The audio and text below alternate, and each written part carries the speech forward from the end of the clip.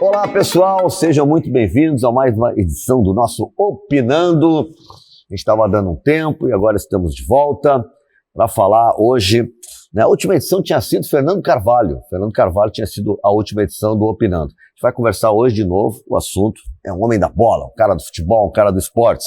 Luiz Carlos Cirne Lima de Lourenço. Eu cheguei a anotar, porque não é um nome Nando Gross, qualquer um disso. Agora, Luiz Carlos Cirne Lima de Lourenço. Eu acho que por isso que ele é conhecido como Lisca. Mais fácil, Tudo né? bom, meu irmão? Como é que tá? Tudo bom? Tudo. O Lisca é já de criança? Mãe chamava? Como é que é isso? Já nasci com esse apelido, cara. Meu pai e minha mãe foram apresentados por um Luiz Carlos, com o apelido Lisca.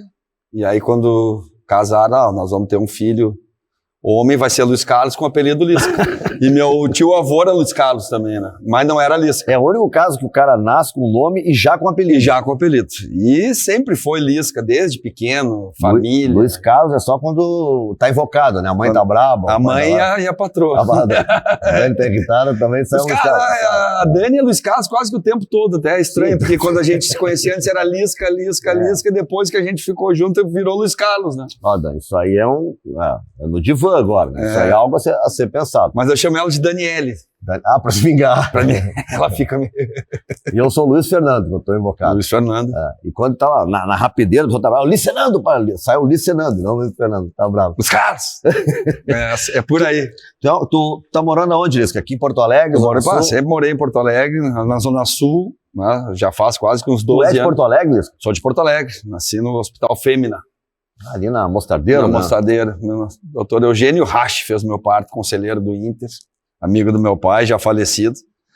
E depois saí pelo Brasil todo aí, né, Nando? Tu estudou onde, Lisca? No colégio? Estudei no Colégio Americano.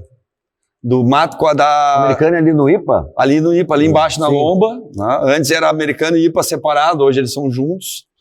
E tive a felicidade de estudar num colégio que fomentava muito o esporte. Né? O Americano fomentava demais o esporte, sabe? Nós tínhamos equipe de vôlei, natação, futebol. E ali foi minha iniciação esportiva e era bem legal. Fiquei do maternal ao terceiro ano no Americano, toda a minha vida.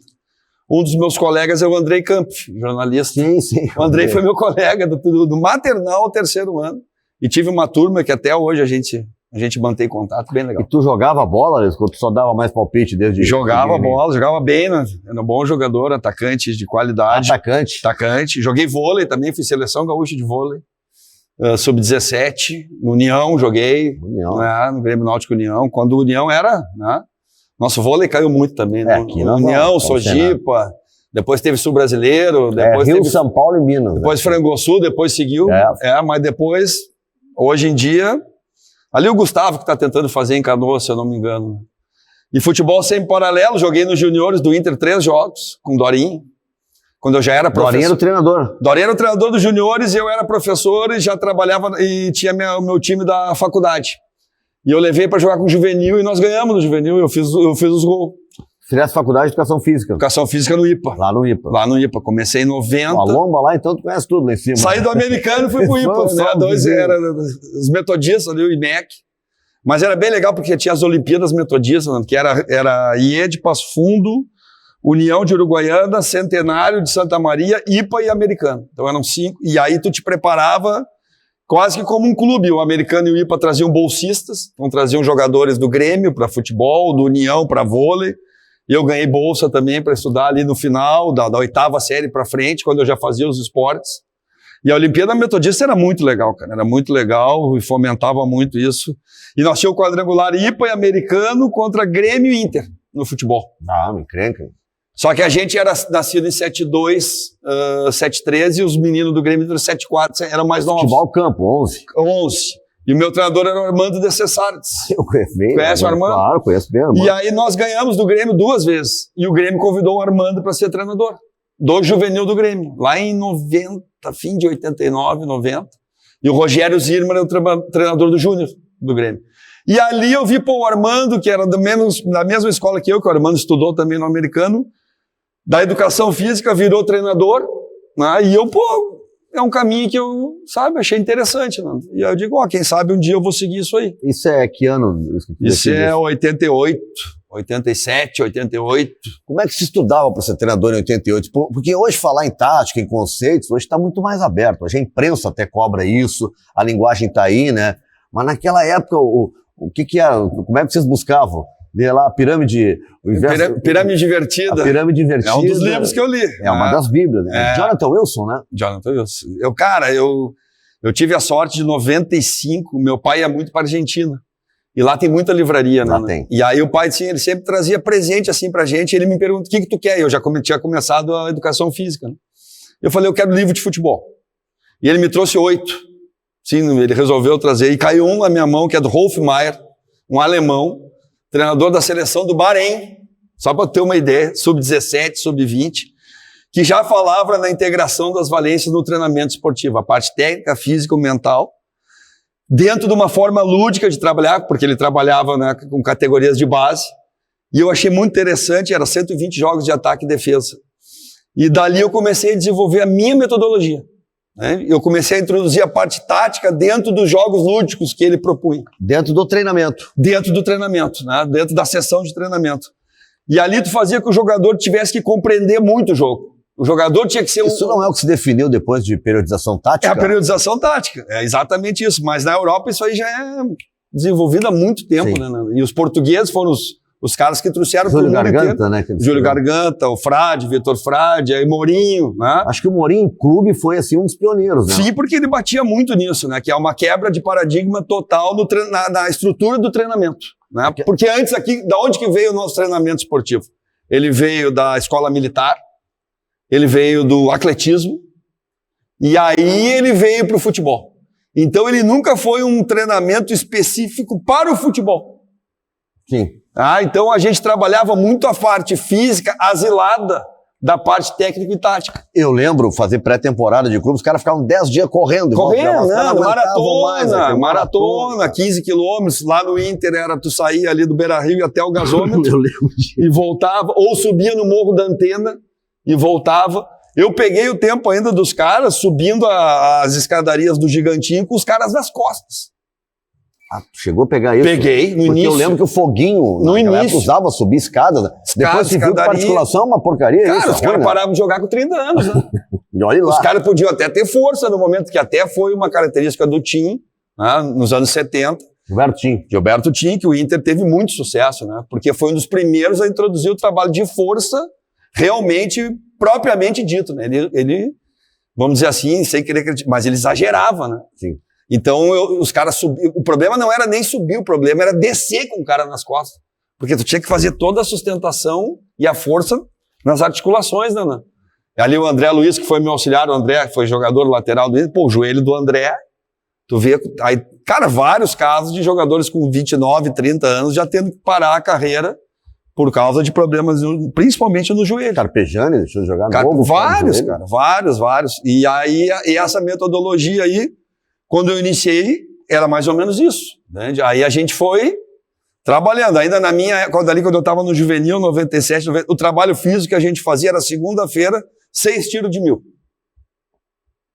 Que o Hélio... Aí tu estava treinando, tu era jogador. Não, eu era treinador. Tu estava treinando. Eu era treinador. Que idade tu tinha nessa época? Em 97, quando eu treinei... A primeira vez que eu treinei o Juvenil do Inter foi em 95, eu tinha 22 anos.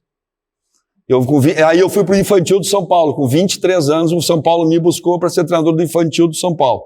Numa quebra de paradigma, porque botou o Dario Pereira no júnior, o Guto Ferreira no juvenil e eu no infantil. Porque o São Paulo sempre é ex-jogador da casa. Sim. E tal. Nós queremos mudar, nós queremos uma metodologia diferente.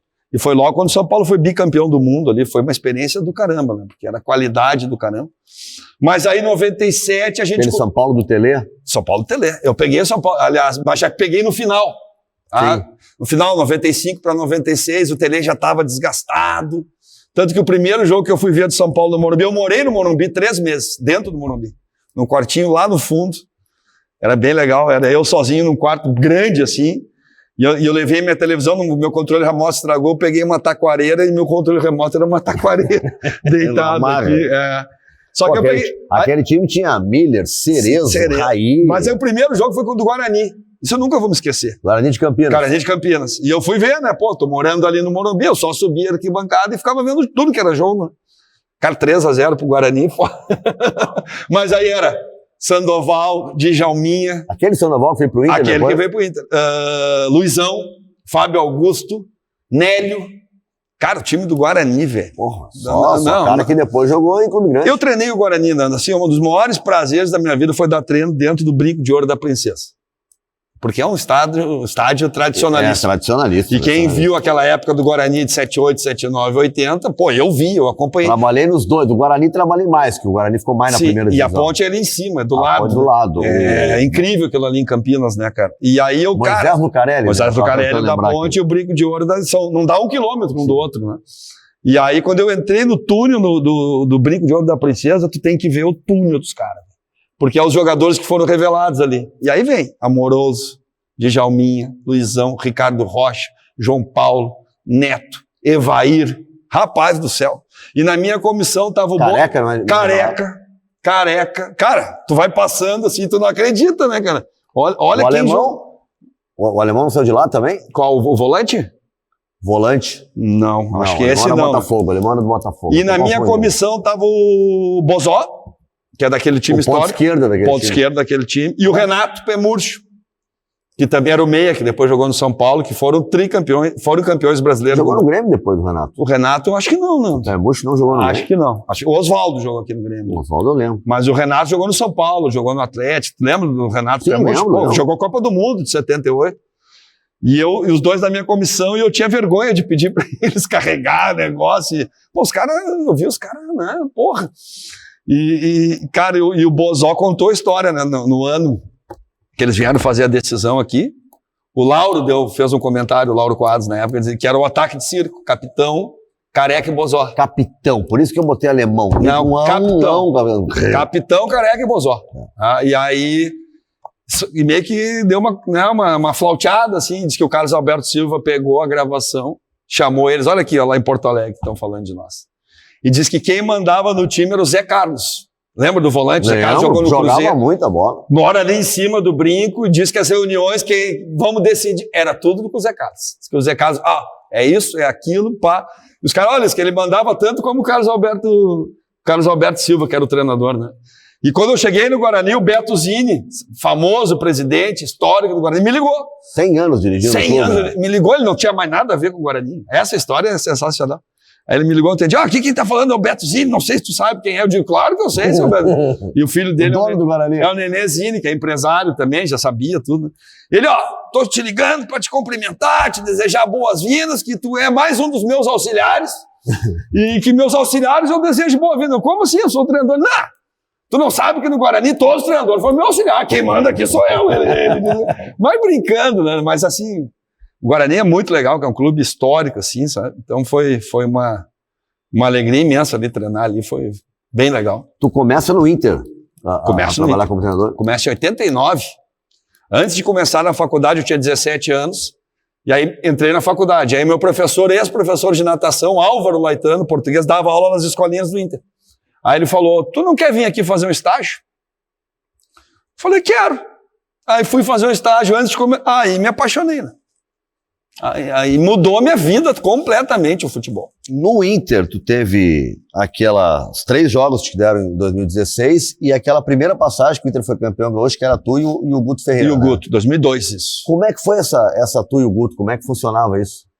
Essa história é longa, porque o Guto, como eu te falei, eu conheci ele lá em São Paulo. E junto eu conheci o Medina, João Paulo Medina. Só para eu entender o contexto, tinha um treinador e saiu, vocês assumiram... Era o Ivo Wortmann. Era o treinador, o Ivo saiu e o Guto era o treinador dos juniores e eu era o treinador do juvenil. Aí o Guto naquela época já estava auxiliando no profissional e eu estava treinando júniores, que a gente progrediu, eu fiz 97, 98, 99 juvenil, 2000 júnior, 2001 eu saí, fui para a Ubra, introduzi o futebol na Ubra e voltei em 2002. O Ivo caiu e o Guto, como estava muito tempo sem dar treino no campo, ele estava mais banco de dados e captando jogadores. Ele disse, eu vou, mas o Lisca vem comigo. E a gente fez uma parceria bem legal, porque eu fazia a primeira parte técnico-tática do trabalho, do que a gente queria, qual era o princípio que a gente queria trabalhar para o jogo, e o Guto entrava mais na parte tática. E ele me deu muito espaço, né? E foi muito legal a relação com os caras ali. Mas depois do meio do ano pra frente deu uma tubulada no início do Brasileiro ali. Aí o Celso veio, aí aconteceu tudo aquilo. quase que caiu lá o Paysandu, aquela história. Aquela tragédia toda, né, aquela história famosa, né? O Lisca, o sobrenome doido, ele vem do futebol, o Lisca treinador ou também vem antes? Não, vem do futebol, vem lá do Juventude. Né? Quando eu assumi o Juventude em 2012, o Juventude não tinha série, estava ruim financeiramente e estava correndo risco nem de jogar a Série D no outro ano. Aquela coisa de tu comemorar na frente da galera, gritando, isso aí. Aí eu abracei a bronca, nós ganhamos a Copa Eldorado, que na época é a Copinha, para ganhar a vaga na Série D. E aí comecei a valorizar, assim, ser Juventude de novo, sabe? Não, porque o Juventude sabe a história do Juventude, né? Mas passou uma época muito ruim ali, tomou aqueles 7, aqueles 8, amassado. Foi, mas teve uma época, né? E o Juventude sempre projetou muitos profissionais, né? E eu, junto com os jogadores Zulu, Jardel, Diogo Oliveira, aí Ramiro, Bressan, Alex Telles, a gente, é a nossa chance, né? Vamos abraçar isso aqui e daqui nós vamos crescer junto com o Juventude. E foi o que a gente fez. E aí a gente ganhou a Copinha, a gente foi vice-campeão gaúcho, perdemos pro Inter nos pênaltis, eliminamos o Grêmio do Luxemburgo e perdemos. E aí já foi uma festa da torcida. E aí na Série D a gente foi. Cara, eu não perdi nenhum jogo como mandante do Juventude. A gente quase bateu o recorde mundial de melhor mandante da história. Nós chegamos a fazer 49 jogos. Eu não fiz os 49. Eu cheguei e já tinha quase que uns 20. Eu fui dando sequência. Né? A gente perdeu só pro Al-Ali, do Egito, que tinha 58. O que o Ali fazia aqui? Não, no mundo todo. Ah, entendi. O mundo todo como mandante. Sim, comparando. Tá? Aí a gente perdeu pro São José, numa outra copinha, e aí a gente perdeu. Mas até foi com o time reserva, mas era o time principal do Juventude, né? E aí a torcida começou, o grito da torcida era papo doido, papo, que é o mascote do Juventude. E aí no jogo contra o Inter, na final, o D'Alessandro veio, bateu uma boca comigo, e virou, e eu fiz, vai te deitar. E a torcida do Juventude veio abaixo. Adorou. E foi na frente, porque era no Centenário, tu sabe que a torcida visitante no Centenário, ela fica junto com o teu banco ali. Sim, colado. E aí quando eu fiz aqui, vai te deitar, não sei o quê. E a torcida enlouqueceu e começou, Lisca doido. Só trocou o papo pelo Lisca, porque assim, o cara que tava encarando, sabe, que tava ali botando a cara de novo, que tava brigando pelo Juventude. Eu me lembro no aquecimento desse jogo, a torcida do Inter ficou 1, 2, 3, contando até 7, e parabéns. Aquilo ali foi um combustível para nós, né? Eu andava no meio dos caras no aquecimento 7. Caramba, mais 7, não vamos mais. E nós jogamos pra caramba, cara. Nós tivemos gol anulado, Diogo Oliveira. Foi um jogaço. Ficou tudo bem com o D'Alessandro depois? Tudo bem, falei com ele várias vezes depois. O D'Alessandro, toda vez assim que a gente vinha treinar no Beira-Rio, que eu tô num time adversário, tu vem treinar, tu treinou ou no CT do Grêmio ou no... uma vez a gente veio acho que foi com o Guarani mesmo, eu e o Márcio Hutt, sabe que o Márcio Hutt é meu auxiliar. Cara, o D'Alessandro, assim, a recepção dele foi sensacional, sabe? O cara já estava assim mais terminando. Então ele recebeu a gente, ele foi no treino, a gente discutiu sobre parte tática. Eu perguntei para ele onde é que ele já estava ali naqueles últimos 2 anos, eu perguntei para ele onde é que ele se via jogando. Entende? Onde é que ele se via útil ainda. E ele me falou muito pelo lado direito, fazendo aquele falso ponta, trazendo para dentro, que ali ele se sentia melhor, mas óbvio que sem a incumbência de vínculo lateral, né? Tinha que ter um sistema ali que fazia uma compensação para ele. E sempre foi legal pra caramba a relação com ele. Hoje ele tá lá no Cruzeiro, né, começando. Tenho certeza que ele vai vir para cá, pro Inter, vai fazer esse trabalho. É um cara que tá se preparando. Né? Eu até achei que ele ficaria aqui, mas depois, quando ele veio aqui, falou de uma tal de dívida e tal, daí eu comecei a entender. Mas acho que a ideia é dar uma saída, até para tu não começar no próprio clube que tu parou. Que muitas vezes tu vai começar a trabalhar com jogadores que tu jogou, e que aí tu passa a ser chefe, né? É que o Lisca, o Inter Lisca, ele aproveita pouco o profissional que ele revela. Treinadores que o Inter revela, poucos. O próprio Mano Menezes, história no Grêmio, foi revelado no Inter. Né? O Inter investe pouco. Eu tava dizendo aqui, tu teve aquela oportunidade com o Guto. E aí te chamaram em 2016, naquela... ali foi diferente, uma né? Uma encrenca. Foi muito mais uma missão de final, né? Porque o Celso pediu demissão faltando 3 rodadas, tu não vai contratar ninguém de fora para 3 rodadas, né? Foi muito mais um pedido ali do Luigi, do Fernando, né? E por toda a minha história que eu tinha tido no Inter e tal, e conhecia muito eles, eles fazem esses últimos 3 jogos. Você entrou no vestiário, assim, que alguém acreditava dos jogadores ou estava todo mundo já batido? Tava bem difícil, né? Porque quando a gente perdeu pro Corinthians, aí a gente não dependia mais da gente, né? Aí os caras, parece que caiu a ficha. Sabe? Quando faltava 3 rodadas, a gente perdeu do Corinthians, daquele jeito, num pênalti ridículo que não foi, do Hernando e do Romero. Eles sentiram também que, sabe, politicamente estava complicado, sabe? Porque uma arbitragem dando um pênalti daqueles. Aí tá, vamos lá, vamos jogar agora contra o Cruzeiro em casa. Aí ganhamos do Cruzeiro. Aí a última rodada. Se a gente ganhar, precisa do Sport empatar ou vitar. Aí, cara. Aí eu senti que os caras... Aí teve o acidente da Chapecoense também, que tu lembra, né? Sim. Aí os jogadores se posicionaram que não iam jogar, porque teve uma entrevista do Vitória, parece que, então não vai terminar o campeonato, aí eles estavam achando que o Inter queria se aproveitar dessa situação. É que o Vitória foi mal ali. Teve uma entrevista. A entrevista do Vitória, ele dizia assim, queria que parasse o campeonato, e alguém pergunta pra ele, então, né? O Inter vai cair. E aí o Inter tá rebaixado? Não. Aí não cai ninguém. Foi isso, foi isso. E aí alguns jogadores, os outros times, começaram a ligar pros líderes do Inter, né? E cobrando isso. E os jogadores, cara, desse que é nosso, né? Mas eles não me falaram nada. Aí depois que a gente ganhou do Cruzeiro, teve o acidente da Chapecoense, eu pedi pros caras, pro Adriano da logística, comprar as camisas verde e branca, normal da L, normal mesmo, pra gente fazer uma homenagem, treinar, fazer uma homenagem. Tinha vários profissionais que passaram no Inter naquele acidente, né? Vários, né? O Anderson, o Alan tava lá, o Anderson Paixão. O Anderson Paixão, o Josimar, Mário Sérgio, foi uma situação, assim, bem complicada, né? E aí E tu começa a pensar, porque foi um time de futebol, nós somos um time de futebol, cara, foi toda muito hora. complicado. Começa a imaginar daqui a pouco com a gente, né? E aí tu tá numa situação horrível, e né, quando tu tá mal, ninguém quer, né? Ninguém se bota muito, né? Fica todo mundo na defensiva, né? E aí aí eu cheguei lá no saguão, eles estavam tudo no saguão, lá do CT, e eu comecei a motivar eles, nós temos chance ainda, e eles... Até que o Hernando, o Alex pediram a palavra, vamos falar pro Luiz, a gente teve uma reunião aqui antes de tu chegar, tu não tem nada a ver com isso, a gente, te considera pra caramba, mas a gente passou muita coisa aqui, a gente não vai se posicionar, que a gente não vai jogar a última rodada. E eu, como é que é? Aí me pegou surpresa. Eu nunca esperava isso, nunca passei por isso. E eles, não, tu não tem a história que nós temos aqui esse ano, tu tá com outro astral. Porque meu astral era outro, né? Era de querer reverter. Eu não tinha o peso que eles tinham tido, né? De tudo aquilo. Tinha tido discussão, briga, e eu não tinha nada disso. A gente viu como é que terminou a gestão. E aí eles, nós vamos posicionar assim. Eu digo, não vou parar aí. Levei eles para falar com o Carvalho, com o Vitório. Não, mas aí já estava bem complicado, cara. Aí eles não conseguiam se acertar direito. Aí eles deram a entrevista, eu fui de novo nos líderes, falei, cara, que isso? VO? Não vai existir isso, né? É só um posicionamento. Mas nós vamos jogar, obviamente, né? Sabemos que tá difícil e tal. Mas foi horrível, aí fomos jogar lá no Mesquita, no América também, o Fluminense nos botou lá em Mesquita. Aí foi 1-1, mas mesmo ganhando, a gente não ia escapar.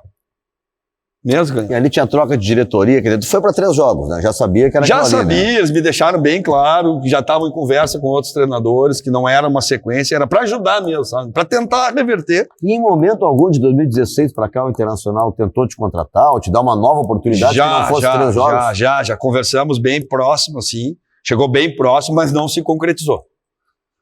E dos objetivos de ir também é, né, dizer, na hora difícil, né, eu não refuguei, né? Então vamos ver, como tu falou, uma oportunidade melhor também mais na frente, né? Mas quase já deu 2 vezes depois disso aí. 2 vezes, ficou bem próximo. Mas a opção foi para outro profissional e ser treinador do Inter, né, e do Grêmio é muito difícil, né? É uma seleção assim enorme, né? Foi a gestão do Marcelo Medeiros que assume, né? E o primeiro técnico, acho que é o Antônio Carlos Zaga. Foi Antônio Carlos Zaga. Eu até escrevi esse tempo no Matinal sobre isso. Eu acho que foi um dos maiores. Eu sou muito amigo do Marcelo Medeiros, gosto muito dele. Eu me dou bem com o Marcelo. Gosto muito dele, mas acho que foi um erro histórico da direção do Inter. E eu não estou falando em qualidade técnica do profissional. Sim. Eu digo pela história do Inter, de uma postura, né, de resistência, de combate ao racismo, tudo.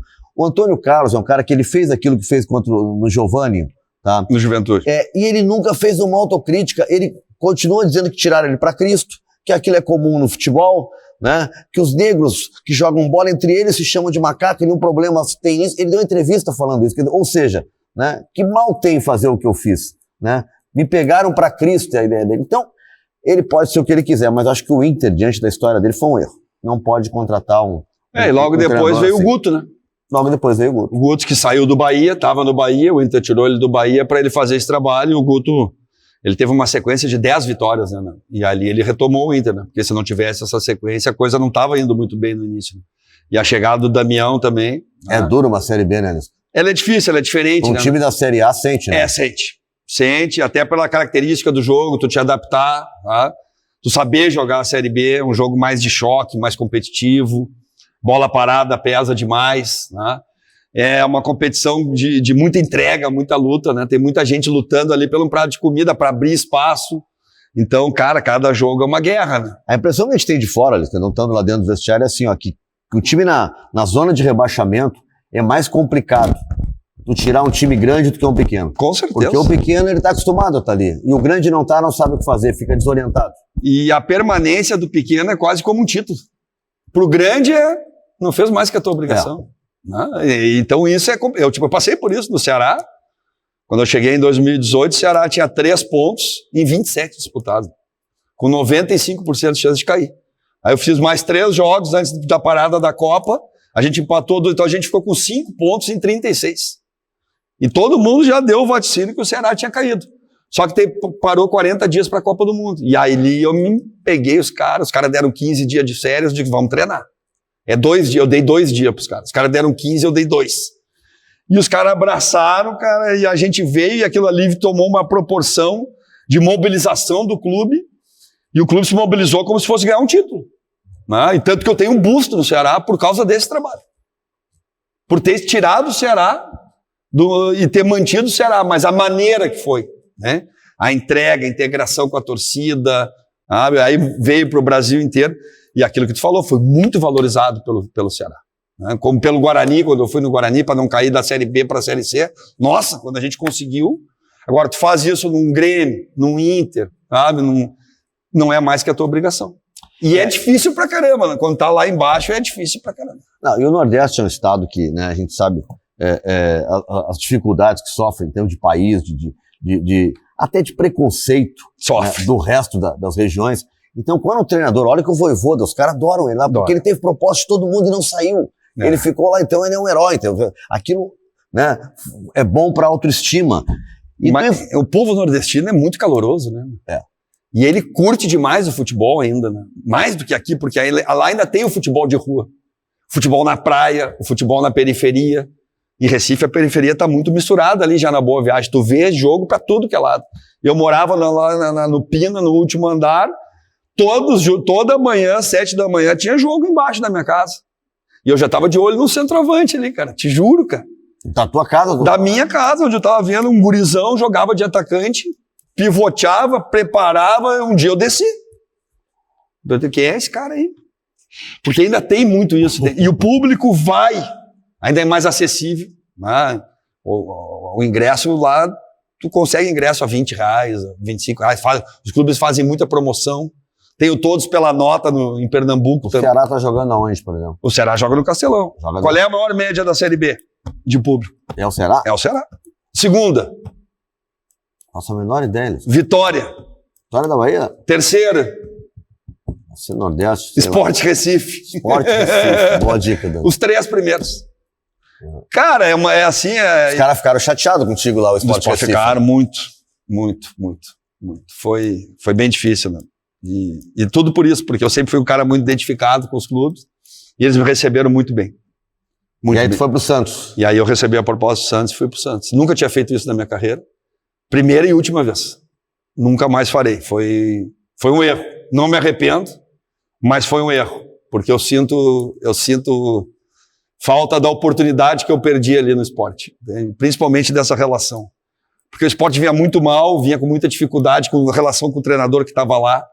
E a torcida do esporte sempre quis que eu fosse para lá. E eu também sempre quis ir. E aí deu a brecha, eu comecei muito bem. E aí aconteceu essa proposta, e aí foi durante o jogo, aí foi uma confusão do caramba. E aí deu tudo errado. Sabe quando dá tudo errado? Tu planeja uma coisa, dá tudo errado. Fiquei como se fosse... Sim, a imprensa vazou a negociação... No meio do jogo. No meio do jogo. No meio do jogo, não, vazou não, como se já tivesse acertado. No meio do jogo. A torcida se revoltou, né? E eu entendo, e eu compreendo. Eu faria a mesma coisa. Se tá o teu treinador ali que tu apoiou pra caramba pra ir embora, já acertado, No meio do jogo? No meio do jogo, sai as manchetes. Quando eu entrei no intervalo, tava ali o meu diretor, o meu presidente, olha aqui. E eu falei, não tem nada disso. Aí a ideia era conversar com o Santos depois do jogo. O contato foi no domingo à noite, o jogo era segunda. Eu falei pro Machado, vamos conversar com os caras depois do jogo de segunda, que eu já tô com o jogo pronto aqui, eu quero fazer o jogo. E nós vamos ver o que vai acontecer depois do jogo. Eu vou conversar com o pessoal do esporte, vou passar para eles o que está acontecendo, vou ouvir eles também, e aí vamos tomar a decisão. Show! Só que aí no meio do jogo, veio lá de Santos que eu já estava acertado. E eu não tinha reunido com ninguém, eu não tinha conversado com ninguém, eu não tinha acertado nenhum detalhe. Já disse no Recife isso alguma vez, que tu acha que tu te arrepende e tal? Já falou? Já, mas é duro, porque o presidente ficou muito chateado e me agride muitas vezes. Não, mas também. Até pro torcedor eu acho que é importante. Não, o torcedor né? é tranquilo, ficou chateado, mas sabe, também isso é uma coisa que é corriqueiro no futebol, né? A gente acabou de falar do Guto, né? O Guto saiu do Bahia e veio pro Inter. O Mancini saiu do América e veio pro Grêmio. Dorival saiu do quê? Foi do Cuiabá? Do Ceará para ir pro Flamengo. O Rogério Ceni saiu do Fortaleza para ir pro Cruzeiro. O Enderson Moreira, que hoje é o treinador do esporte, saiu do Ceará na Série A para ir pro Cruzeiro na Série B. Porque tinha uma história que o Enderson começou na base lá, o Cruzeiro numa crise do caramba, chamaram ele e ele se sentiu, pô, é a minha, né? Então é corriqueiro, mas para mim ficou pesado também, eu não gostei também, sabe? Então hoje, analisando, eu não repetiria.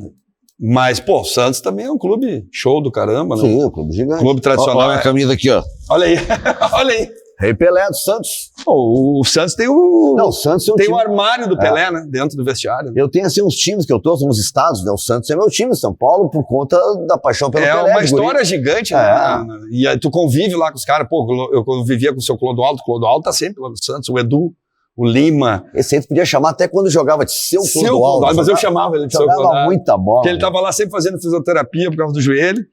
E o CT do Santos, a base é junto. Então eu tava sempre olhando o jogo da base e ele também. Então geralmente eu assistia com ele. Eu e ele assistindo os meninos e ele comentando e tal, e a gente trocando ideia. Cara, o Clodoaldo, o Edu, o Gilberto Costa também, que jogou aqui no Inter também, que jogou no Santos, tá sempre lá. O Serginho Chulapa é da comissão permanente do Santos, apesar que agora... figura, né? As histórias do Serginho, né? Ele fazia gol, meu Deus. Fazia gol e tem... Olha, cada história que ele conta, tu te fina rindo. Mas ele já tá com 70, o Serginho. Então ele fica mais em volta, sabe? Dando uma caminhada, dá uma olhada, aí chega ali, te dá uma opinião, fala alguma coisa. Mas é bom desses caras do clube, né? O Santos valoriza muito isso, né? As pessoas têm história no clube. Eles valorizam demais, né? Como é que tem? Eles têm uma seção que é ídolos eternos. E vários jogadores, eles ajudam financeiramente. Vários. Legal. É muito legal esse projeto. Eu tava vendo, o Barcelona, ele tem lá dentro do Camp Nou tem uma sala, assim, um lugar que é dos ex-atletas. Lá tem também. Né? Tem um setor na Vila Belmiro também, que eles vão. E quando a gente treinava na Vila Belmiro, eu pedia para treinar na Vila, porque o Santos não tinha esse costume. Uma vez por semana, eles gostavam e eles iam lá. E eles ficavam assistindo o treino. Aí terminava o treino e ia ali, eu trocava uma ideia com eles. Olha, que chegou ontem pro Grêmio, o Luan, que a última vez que jogou em alto nível foi no Grêmio. Né? Tentasse retomar com o Luan lá no Santos. O que tu acha que pode acontecer? Como é que foi a experiência lá? Cara, não deu certo porque não era o local. O Santos não tem esse tempo. Entende? O Santos está com muita dificuldade, precisa de resultado imediato. Sabe? O Luan não tem uma história lá. Então os caras ainda estavam com aquela imagem do Corinthians. Né? Foi um negócio muito bom financeiramente para o Santos, porque o Corinthians, né? Eu já conheci o Luan, e aí o Corinthians também queria ver se colocava o jogador para recuperar investimento. O presidente me chamou, olha, cara, vamos fazer, vamos. Eu pensei muito do lado humano também, né? Sim. Vamos dar essa oportunidade para ele. O cara tá treinando afastado um tempão, é duro, né? Acho que a pior coisa que tem pro jogador é ficar afastado do plantel. Tu te sente assim, o último dos últimos, né? Eu não gosto muito disso, né? E como o Santos tinha muita dificuldade financeira, vamos trazer. E a minha combinação com o Luan é o seguinte, cara, tu tá há muito tempo sem jogar, sem treinar especificamente aquilo que eu te falei, a especificidade do jogo. Tu treina muito separado, individualmente, mas tu treinar junto com o teu... Então eu vou... Me dá um mês pra mim ir te introduzindo aos pouquinhos, vou te botar num jogo. Isso, cara, fechado, sem problema nenhum. E assim era o nosso combinado, mas eu fiquei lá 55 dias, né? Então quando eu saí, eu tava recém começando a botar ele. Mas depois aí ficou o treinador, o Orlando, que é o da base, né? Até foi o que a gente falou, falei com o Rueda, tá, Lisca, mas vamos fazer o quê? Tu vai sair daqui? que eu vou fazer? Eu digo, bota o Orlando aqui do Juniores, a gente conversando, eu e o presidente, gente boa pra caramba. Tu não vai ter tanta pressão, é um trabalho de transição, ele queria ficar ali pra Sul-Americana e tal, mas é difícil tu falar isso pra torcida do Santos, né? Não é fácil, né? Então deixa ele ali, vai botar os meninos também, que o Santos tem menino bom pra caramba. E foi o que aconteceu, né? Essa coisa de ter o campo do lado ajuda? Ajuda, né? Demais. A base, o treinar ajuda? Demais. No Beira-Rio era assim, né? Depois que saiu ali os suplementares em torno do Beira-Rio, ficou bem mais difícil a relação, né? É muito mais distante. Apesar que a maioria dos clubes do Brasil é assim. Vamos ser bem sinceros. Distante. São Paulo, um é em Cotia, um é na Barra Funda. Palmeiras, um é na Marginal, o outro é na Barra Funda. O Corinthians é que fez um do lado do outro. Tá legal pra caramba. Mas o Flamengo, agora também, a maioria dos times... E é no Itaquerão? É perto do Itaquerão ou nada a ver? Não, o do Corinthians é lá na Marginal, perto do aeroporto, em Guarulhos, lá no final. E eles fizeram a base do lado. E um CT de alto nível. Isso aí vai ser muito importante. O do Palmeiras é separado. Mas do Inter, assim, vou te dar por experiência própria, né? Quando eu treinava o time B, o Abel era o treinador do principal, ele treinava no A, eu treinava no campo B. Então a gente trocava jogador o tempo inteiro, sabe? Então, Lisca, desse jogo, tu pode levar o Chiquinho, o Porceles, o fulano. Então tu me dá o fulano. Então era muito mais dinâmico, né? Essa situação, sabe? E coletivo toda hora com o profissional, do júnior, né? Do juvenil. E as preliminares que fazem falta pra caramba também, né? Quando eram os meninos apareciam, né? Então essa relação, por exemplo, o Luiz Adriano, quando eu estou passando para treinar com o time B, ele me abordou e disse, eu quero jogar no time B, no ano do Mundial. Isso já era ali perto de agosto. 2006. E meu time B voando com o Pato, com o Josimar, o Cleiton Xavier. O time era bom pra caramba. E aí nós começamos a ganhar de todo mundo, e o Luiz Adriano não era nem no coletivo, ele ficava de lado e não jogava pouco. E ele falou, me bota pra jogar com esse Pato aí, porra. Todo mundo só fala nesse time aqui, o Abel tá enlouquecido, eu vou perder a brecha. Eu falei, tu tem certeza? E ele tem, vamos ali falar com o Abel. Já peguei ele, entrei no vestiário. Porque o Abel é sacanagem, não? O Abel, assim, de relação interpessoal, é mestre. Ele conquista o grupo? Conquista, né? Cara. E ele dá liberdade pro profissional da base que tá trabalhando com ele pra chegar, ter iniciativa. O Paulo Autuari faz isso também pra caramba. São os dois que eu mais tive afinidade, assim, quando eu trabalhava no time B e base, né? E aí, Abel, o Luiz me colocou isso. Ele olhou pro Luiz Adriano. Tu quer jogar mesmo? Pode levar, Lisca. Aí levei. Aí no outro jogo era contra o Ubra. Nós ganhamos 4-1, 2 do Luiz Adriano. Aí no outro jogo, mais 2. E aí o Luiz, ele tá vendo? Tu tá falando pra ele? Eu disse, cara, ele vê todos, a gente leva o vídeo, ainda na época era DVD ainda, né? Não, ele vê, tá, não sei o que, ele me pergunta o tempo inteiro. Só que tava ali entre Renteria, né? Tava na dúvida, e o Luiz, eu tenho que ir pro Mundial, vai lá, eu, calma. Aí quando o Renteria machucou, o Luiz enlouqueceu. Agora eu tenho que ir, agora, eu digo, vai, calma. Aí Abel, e aí ele, não, tô na dúvida, Léo, não sei o que, Luiz, olha o cabeceio. Aí um dia ele me chamou, eu vou levar o Luiz. Pode falar pra ele. Aí eu, cara, quando eu falei pro Luiz, rapaz do céu. Então o Luiz deu um passo. Ele faz o gol, né? Fez o gol, ele e o Pato fizeram o gol na semifinal. Quem é que faz o primeiro? É o Luiz. Acho que é o Pato primeiro. O primeiro é o do Pato. E o segundo Luiz no cabeceio do escanteio. Daí tem um empate, né? Isso, os caras empataram. E o Luiz no escanteio faz o gol. 30 e poucos do segundo tempo ele faz o gol de cabeça. É tenso pra caramba esses jogos semifinais. Nossa! Onde qualquer resultado que não seja tu ganhar é vexame. É vexame. É complicado. Esse jogo é aquela briga com bêbado, né? Se tu bateu... Covarde. E se tu apanhou, é uma vergonha, né? Mas agora já tá mudando muito, porque né, vários times aí, sem ser os europeus, os sul-americanos, estão chegando, né? O futebol já tá super globalizado, então não é mais fácil, né? Os caras já não encaram mais o jogo. O último jogo aí foi tenso pra caramba também, né? O que tu acha dessa, não vou chamar de invasão, porque parece que é algo irregular, né? Mas a chegada, assim, a abertura que se deu, né? Porque para jogadores agora, o clube pode colocar ao mesmo tempo 7, né? O Inter esse dia jogou com 7. Se a gente botar que o Wanderson tem dupla cidadania, o Johnny também. Johnny também, cara, 9. E a 9, né? Mas enfim... E treinadores, a gente está numa fase que nunca se viu tantos treinadores de fora aqui no Brasil. O que tu acha? É ruim para nós? É bom porque tem intercâmbio? Acho que é inevitável, né? Pela globalização que nós já falamos e o nosso mercado está muito atrativo. Né? O mercado brasileiro dentro da América, né? Dentro dos países sul-americanos, nós somos lá na frente. Né? a nível salarial, a nível de estrutura, a nível de projeção de sucesso esportivo, de tu realmente poder ser campeão, chegar numa Sul-Americana, tu vê a supremacia do futebol brasileiro está muito grande. Muito grande. A gente traz os principais jogadores para cá. Hoje nós estamos jogador de destaque na Argentina. Hoje tu traz ele muito fácil, né? E eles estão espalhados, né? Quando tu chega no clube, por exemplo, quando eu cheguei no Santos ou quando eu cheguei, cara, a demanda de jogador estrangeiro é enorme que te mostram hoje. O mercado se abriu demais. E para os treinadores não é diferente, né? Hoje um Abel, quanto que ele ganha aqui, né? Dificilmente ele Abel Ferreira. Ele não ganhou isso na Europa, o que ele ganha aqui. Eu vi esses dias o quinto maior salário de treinadores do mundo. No Brasil, o seu quinto do mundo é muito dinheiro. Tu imagina, né? Então, hoje um treinador de Série A é difícil de tu chegar e tu te manter. Mas os caras ganham bem pra caramba. Então os caras vêm trabalhar aqui. E eles têm estrutura, os clubes têm uma estrutura hoje sensacional. Tu pega um Flamengo, tu pega um Palmeiras, um Atlético Paranaense, né? A estrutura para tu trabalhar, os recursos humanos, a equipe de trabalho. Então tá atraindo também os caras que têm, né, qualidade, que têm. Talvez eles tenham assim uma maneira diferente de se relacionar com os clubes, principalmente na questão das multas, que eles têm mais estabilidade para trabalhar. Para tu romper o trabalho, tu tem que pagar o contrato inteiro. Isso é raro com o treinador brasileiro. Te dá um pouquinho mais de paciência, um pouquinho mais de tranquilidade. Nós temos exemplo aí do Luiz Castro, que o ano passado não foi legal, esse ano no Carioca não foi legal e se manteve até que veio o clube mais rico aí hoje do mundo, fez uma proposta para ele e ele foi. Tá? Mas eu acho legal, mano, porque assim, a nova cultura que vem para cá, os jogadores, os treinadores estrangeiros, eles são mais propositivos, eles arriscam mais. Tá? O treinador brasileiro hoje, ele arrisca pouco na maneira de jogar. Ele conhece como é que funciona o negócio aqui, né? Se der errado, tá na rua. Tá na rua, né?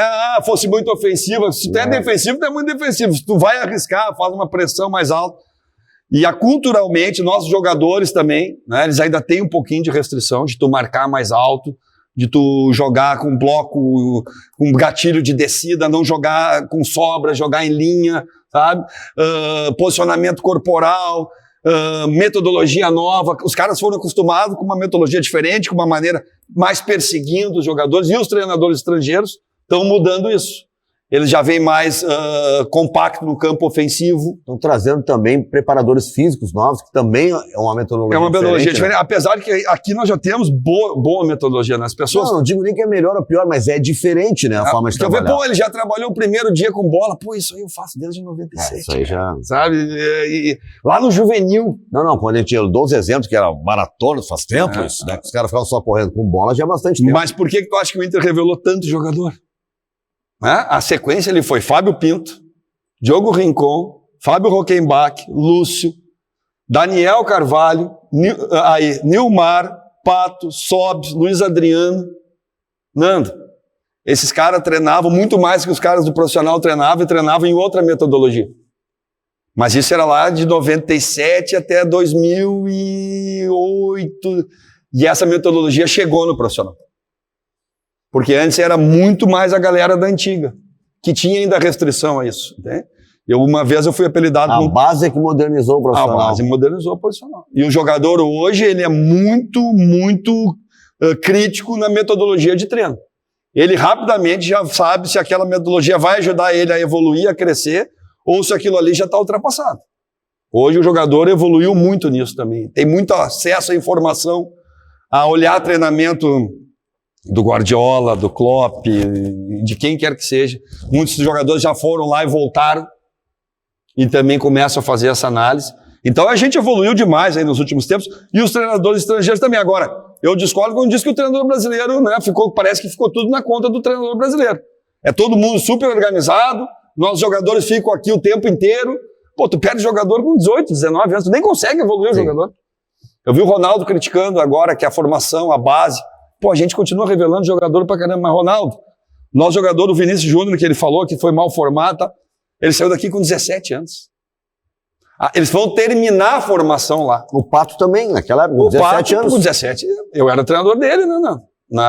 No time B. Eu fui lá, fiquei com o Pato no Milan, fiquei uma semana com ele lá. E ele chegou arrebentando no Milan. Mas como é que foi o primeiro jogo do Fábio Pinto? Como é que foi o primeiro jogo do Pato? Como é que foi o primeiro jogo do Sobis? Tu lembra? Como é que foi o jogo do Chiquinho contra o Santos quando ele estreou?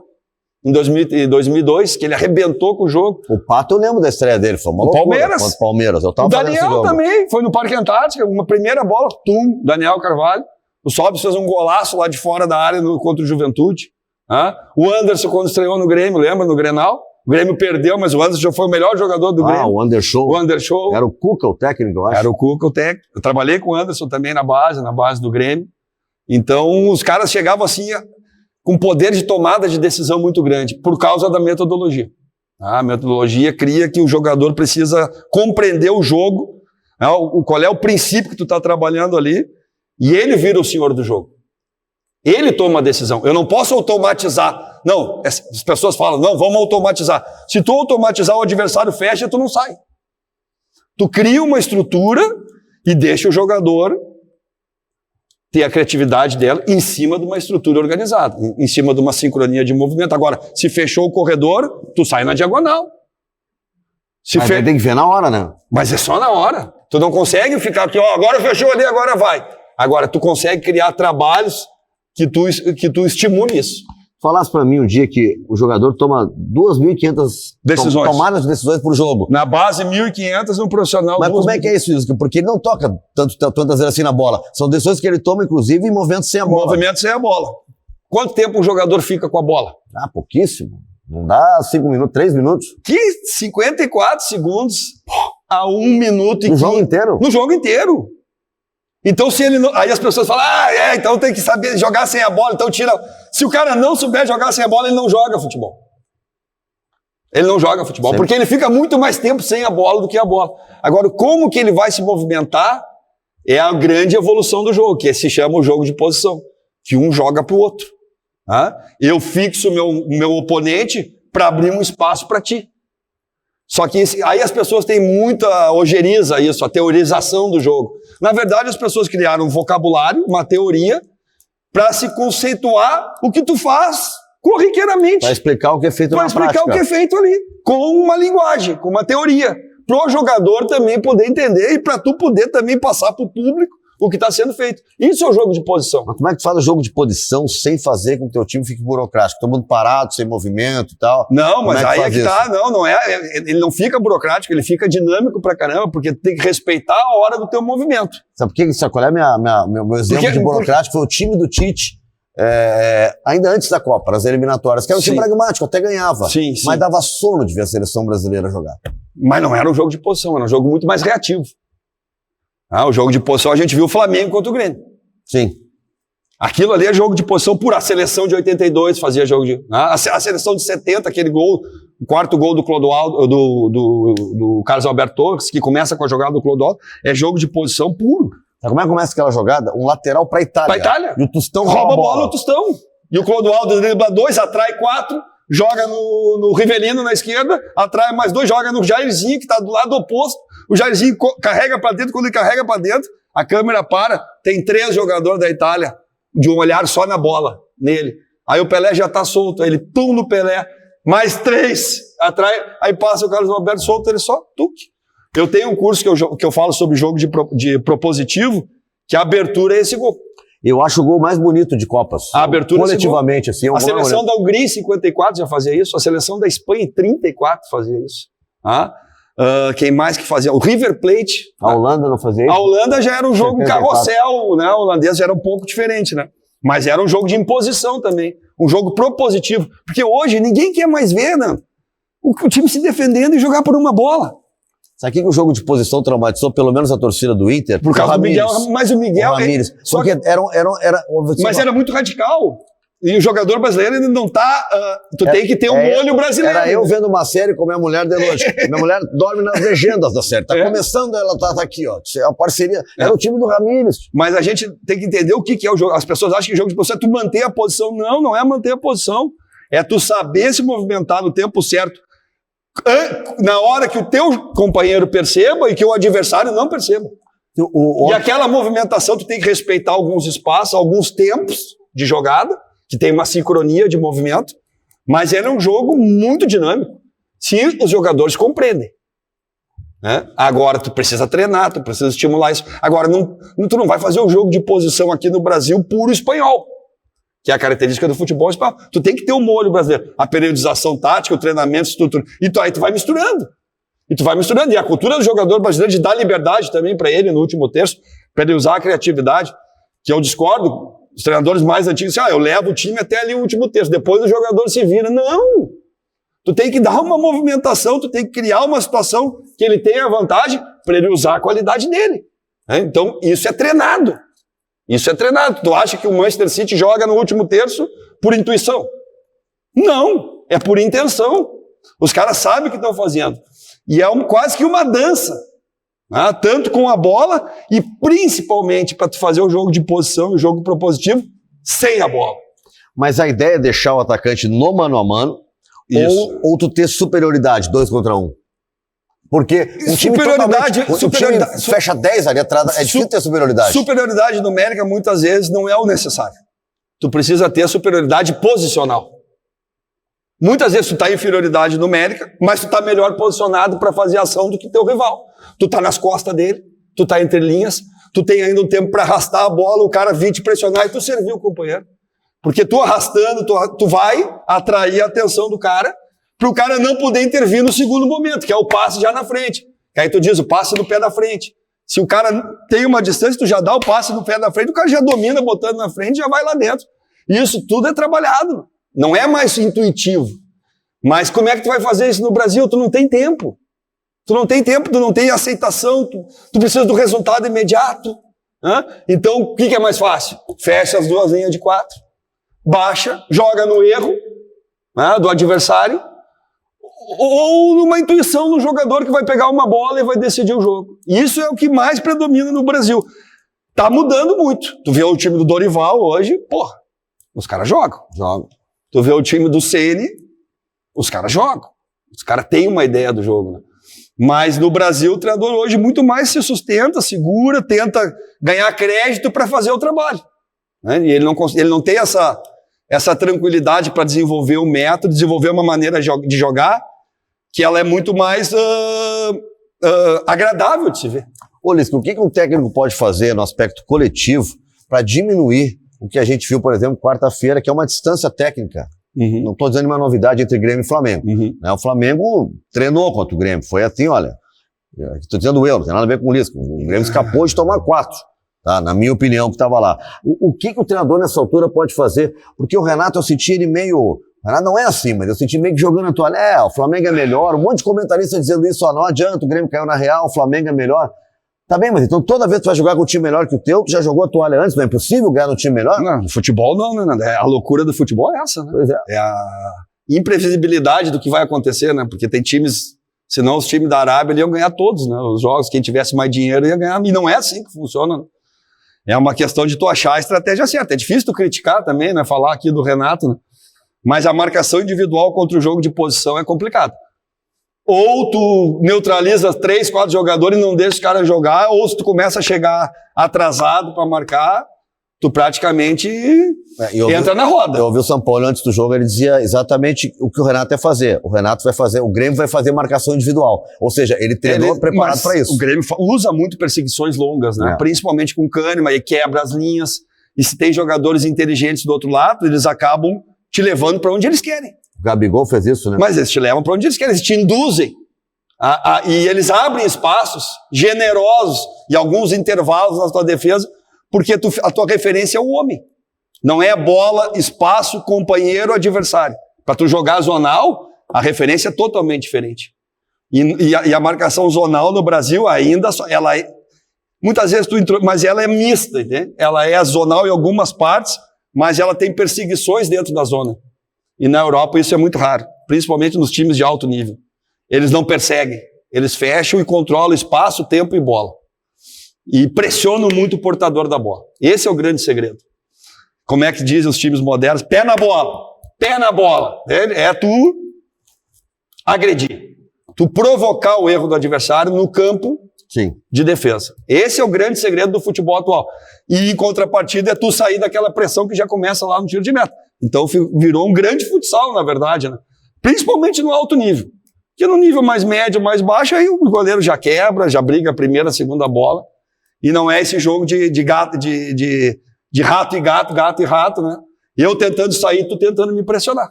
Né? Então, o América jogou com o Flamengo antes contra o Grêmio, jogou também individual, mas baixou bem as linhas. Jogou com a linha baixíssima lá no Maracanã e deu certo. Porque o Flamengo chegou uma hora que não tinha espaço, né?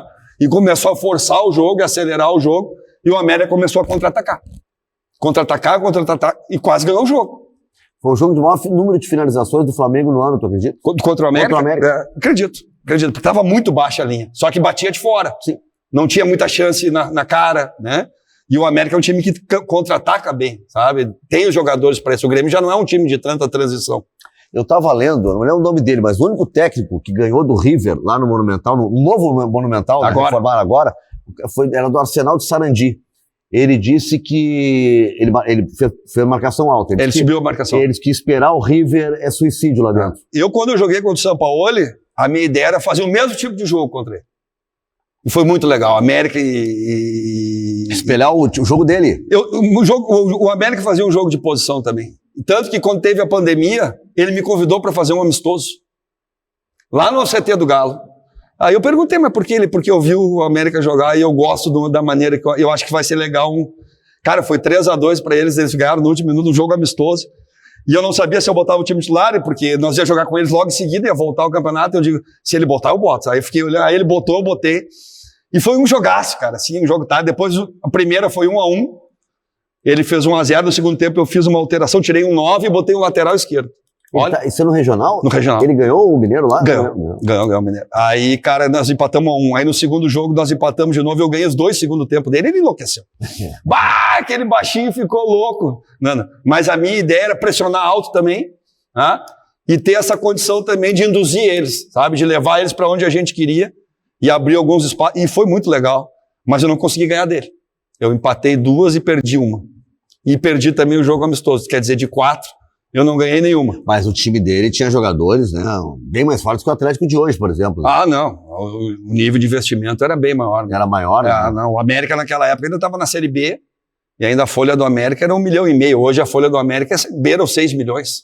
Ele foi vice-campeão 2 anos seguidos, né? Pelo Atlético e depois pelo Santos. Pelo Santos. Mas eu gosto demais dele, do jeito que ele joga, da ideia de jogo dele, como que ele treina. Eu já conversei com vários jogadores que trabalharam com ele. Esses caras aí trouxeram essa ideia nova e é bem legal de ver. E o Fernando Diniz, o que tu acha? Que é uma novidade, até foi colocado na seleção. Gosto demais também. Aí já é um outro tipo de jogo. É. Aí é só ele que faz, é um jogo muito autoral, né? Eu chamo assim de espaço de fase, sabe? Ele vai jogando por fases. Ele transforma o campo em vários mini-campos. E ali ele tenta a superioridade numérica. E ele chama de paralela cheia, né? Ele traz, por exemplo, o extrema do outro lado, a bola está aqui do lado direito. O extremo esquerdo, vamos dizer assim, o Ferreirinha, do Grêmio. Sim. Ele vem para cá também. Ele vem do mesmo lado do Bitelo, ele vem do mesmo lado do meia, aí ele bota Ganso. Fala um montinho lá. 5, 6. E se tu dormir, se tu ficar normal, ele vai estar sempre com 2 a mais para ti, e aí eles têm um jogo muito associativo, né, de passe, e de combinação, de pivô. Aí ele botou o Ganso para fazer isso, e o Ganso está dando aula. E o time dele não corre muito, né? É um time que joga pertinho, então facilita quem tem técnica e quem é inteligente para jogar. Então, ele está revivendo isso no futebol brasileiro. O que sempre foi o forte do brasileiro? A técnica. Só que chegou um momento que a técnica pela técnica não vence mais. Ela não vence mais. Hoje a parte tática, a parte física, a parte mental e a parte técnica, elas são muito parelhas. Desde 2002, nós passamos de quartas de final em Copa do Mundo. Elas estão muito parelhas, tu não sabe mais o que define, e elas são muito interdependentes, né? Os caras dizem, mas fisicamente o meu time está mal. Sim, mas e tecnicamente? Se tu errou mais passe, tu vai correr mais. Se tu acertou mais, mesma coisa para a parte mental. Pô, tu te sente bem, tu tá assertivo, tu tá tecnicamente dominando bem, mentalmente tu vai crescer. Né? E taticamente, então uma está muito ligada à outra, né? Então, nós temos que desenvolver as 4 valências. E a parte mental, aí eu acho que o futebol brasileiro precisa dar uma caprichada, sabe? Nós trabalhar mais o nosso jogador, dar mais suporte para ele, ter acompanhamento psicológico com mais espaço. Eu ia te perguntar isso, porque alguns treinadores são um pouco resistentes a isso. São, né? Mas hoje em dia mudou muito, né? Mudou muito essa relação do jogador com torcida, com imprensa, com treinador, com os próprios companheiros, as redes sociais, a internet, né? Isso quer dizer, eu vi na Copa do Mundo, os jogadores da seleção na entrevista coletiva e ficavam dando resposta, não entendia nada, eles bravos, respondendo, e era para as redes sociais. Para as redes sociais, para influencers, né? Hoje tu tem... Nós estamos aqui no teu canal, hoje tu é um cara, super conceituado, hoje tu tá aqui, nós estamos falando de conteúdo. Então, como que o jogador se prepara para receber tudo isso, sabe, de informação? Como que ele lidar com tudo isso? Ele muitas vezes é um cara que não tem formação, é um cara, sabe, que tem muita dificuldade de crescimento pessoal, desde o início. Eu acho que o Neymar é um exemplo de um cara, assim, de um talento extraordinário, mas que ele meio que se perdeu. Eu achei que ele carregou muita pressão para ele, passou a próprio envolvimento político, né, aquela coisa tudo, que assumiu né? lá, tudo, ele começou a colocar uma pressão em cima dele que era desnecessária. Porque... E não, faltava alguém para ajudar ele. Eu vi uma vez na entrevista, não sei se chegasse a ver a entrevista, o Ronaldo Nazário falou. Ele falando nisso, se eu tivesse tido uma ajuda psicológica antes, teria sido muito bom para mim. Mas por que ele teve a convulsão? Ele falou. Pressão, né? Pressão. Ele falou, eu não tenho outra explicação que não seja a pressão de jogar uma final de Copa do Mundo, eu sendo um dos maiores atacantes do mundo, com toda a responsabilidade que eu tinha. Foi no documentário dele, né? Que tem, ele falou isso numa entrevista pro Danilo Gentili, que eu vi também. Pro Danilo. Danilo Gentili, eu tava vendo e tal, e aí eu pegou essa parte. Eu tenho desenvolvido algumas coisas com um parceiro meu de parte mental, e me mandaram essa parte. E ele falando isso. E eu fiz agora uma transmissão com a Milene Domingues, que foi esposa do... E ela me falou exatamente isso. Tu não sabe o que era a pressão em cima desse cara. E a gente acha que é um super-herói. Só coisa boa. É o Ronaldo. Todo mundo ama. Não é assim. O cara não pode dar um passo. O cara não pode ir no cinema. O cara não pode jantar. O cara não pode fazer uma cagada. Nada. E hoje em dia, o ídolo e a referência, ele tem que ser exemplo. Tu pega, e hoje a gente tem muito problema, né? Tu vê jogador que bateu não sei o quê, pensão alimentícia ali, deve para não sei quem ali, sabe? E aí não é referência. Aí tu vê os caras aí hoje que são referência. O Nadal, tu não ouve nada. Elogios. Só tu não vê nada, entendeu? Então hoje tu tem que futebol, o próprio Messi, né? O Messi? O Messi, o que vê do Messi fora campo? Ele com a família, com os filhos, amigos. Tu não vê nada do Messi, nada. Não rolo, nada. Nada. Não tira a camisa quando faz gol. Não tem dancinha. Não tem dancinha. A propaganda do Marquinhos agora, não sei se tu viu, de uma casa de apostas. Sim, eu vi. Ele falando, os caras, vai ter dancinha? Não. Vai ter cabelo pintado? Não. Já era uma crítica a todo o sistema. Porque eu não tenho nada contra a dancinha, cabelo pintado, mas é uma questão de foco. Os argentinos foram para a Copa, ficaram numa universidade, de lá não saíram, faziam um churrasco lá dentro mesmo, e foco, se fechar. E a gente precisa isso, trabalhar um pouco mais isso, sabe? Fernando Carvalho falou isso aqui no Opinando que eu fiz com ele, sobre o episódio Mazembe e o que aconteceu em 2006, que ele estava nos dois, né? Em 2006, o Inter se afastou, longe de imprensa, longe de torcida, ficou isolado. 2010, né? Conviveu com todo mundo, né? Treino aberto. Em 2006 ninguém esperava, lembra? Todo mundo ultra mobilizado, vai pegar o Barcelona, meu amigo. Isso, cara, eu não treino, eu só vejo, né? Eu sou repórter. Em 2006 eu estava na Copa da Alemanha vendo os treinos da seleção brasileira, eu olhava e não tem como dar certo. Não tem, era um circo, ninguém treinava, era só a banda, ninguém treinava. Não vai. A parte mais difícil é tu mentalizar os caras em torno de um objetivo em comum. Porque hoje em dia todo mundo tem seu objetivo pessoal. E jogador hoje nesse nível, cara, tem 500 caras. Não passa, chuta. Tu tem que fazer 5 gols, 10 assistências, porque aí eu vou te vender. Não é fácil, né? Então tu tem que trabalhar a mente dos caras. Tu tem que canalizar eles. E isso hoje o treinador não tem mais tempo para fazer isso. Ele não consegue. Antigamente todo mundo diz, o treinador é quase que um psicólogo, e é mesmo. Só que hoje é muita gente, é muita coisa, a demanda é muito grande. Então tu tem que ter auxílio profissional. Tu tem que ter a psicóloga do esporte, tem que ter a psicoterapeuta, né? Tu tem que ter a assistente social. Mas são pouco exploradas. E tem coisa que o cara não quer falar com o treinador. Né? Não vai falar. Tem coisa que os teus filhos não querem falar com o pai nem com a mãe. Exatamente. Eles precisam falar com outra pessoa. Exatamente. Né? E aí as coisas chegam no treinador e ele tem as informações que muitas vezes ele não tem e ele não está entendendo. Por que o jogador está reagindo assim? Por que está acontecendo isso? Né? Aí tu vai lá, tu futrica, tu vê que tem um problema em casa com a mulher, porque a mãe... Os caras são ser humano.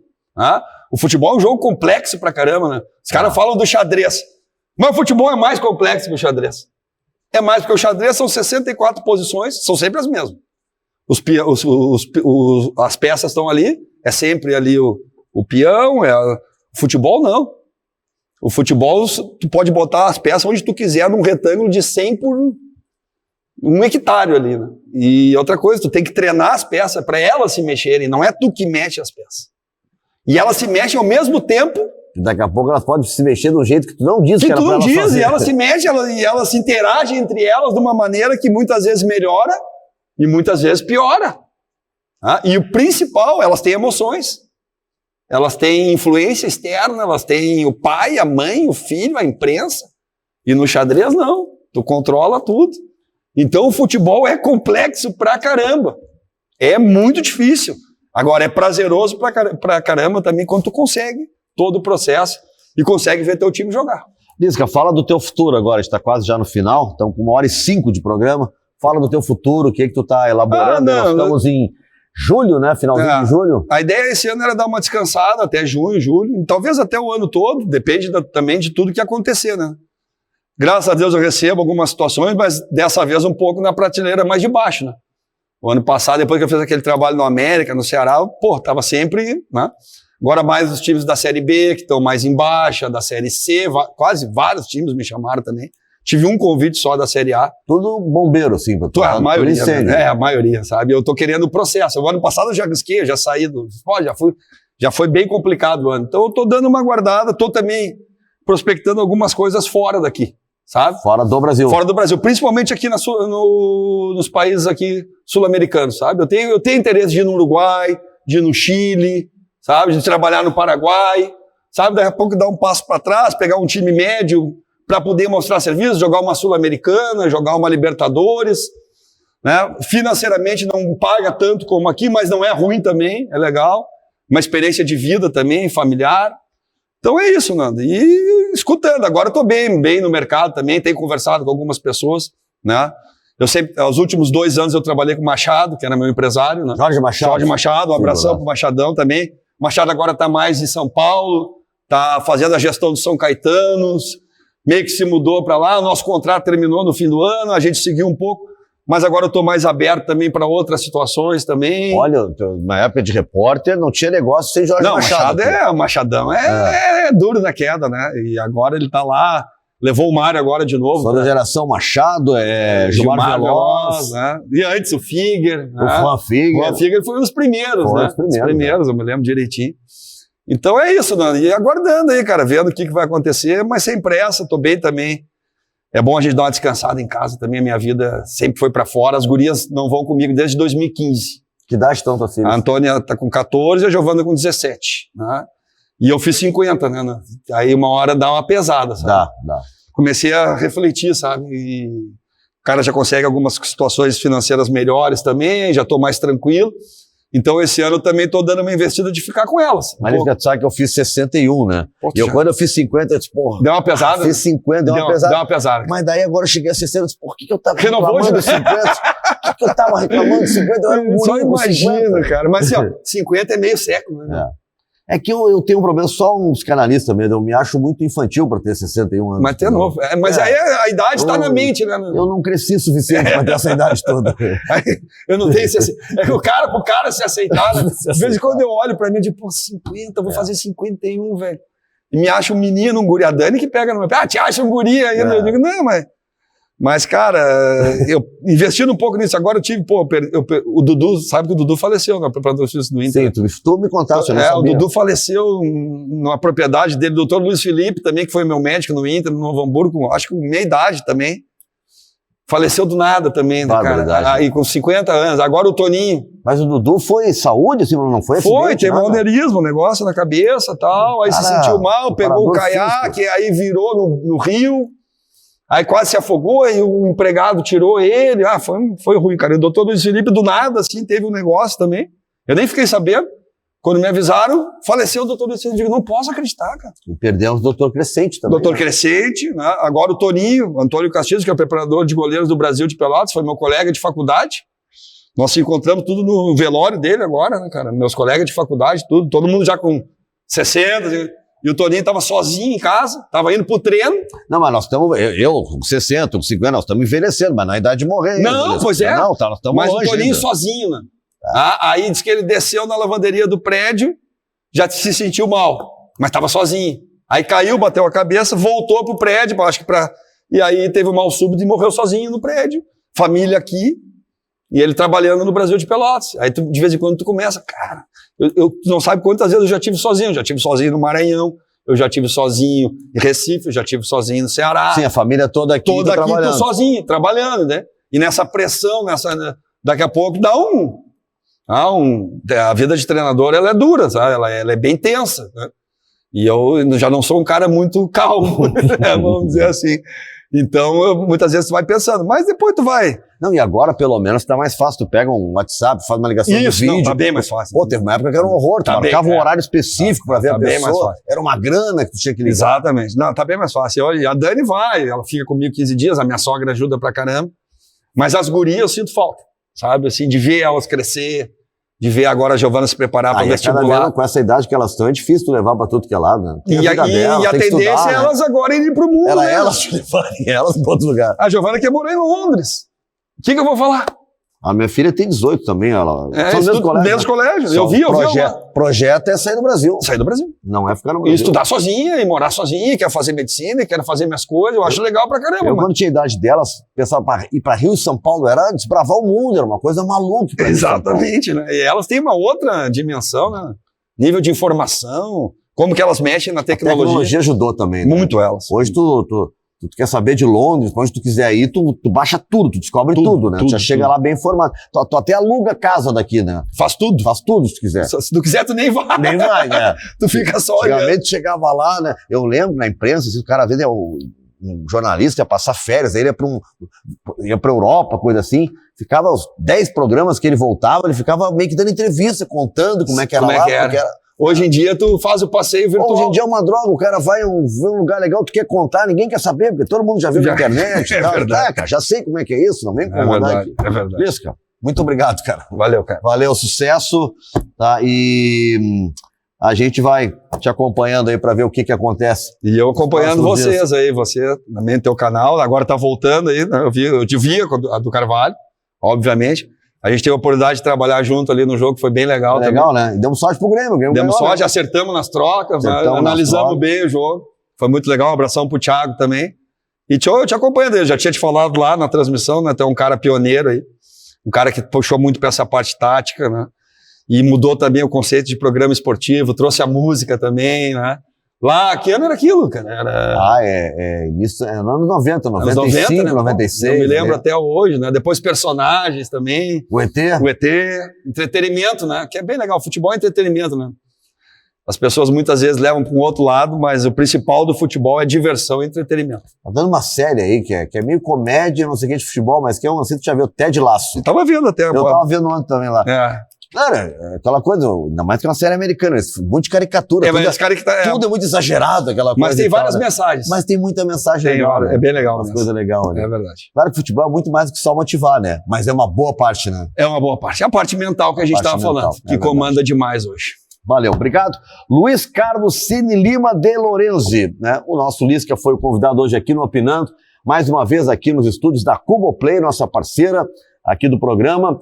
E a gente volta a qualquer momento aí com uma nova atração aqui no programa. O programa vai ficar aí no canal. Quem curtiu, né, dá um like, comenta também, né? Quando eu for assistir, o Lisca for assistir, né? Vamos ver o que vocês estão dizendo. E o like, né?